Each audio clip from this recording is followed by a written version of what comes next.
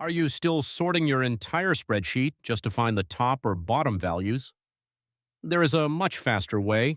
Excel's large and small functions let you pull.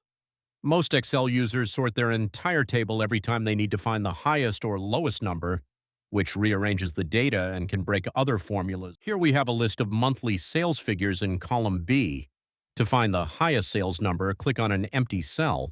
Let's use D2 and start typing the large function. The large function's syntax is equals large, then your data range in parentheses, then a comma, then the rank number you want returned.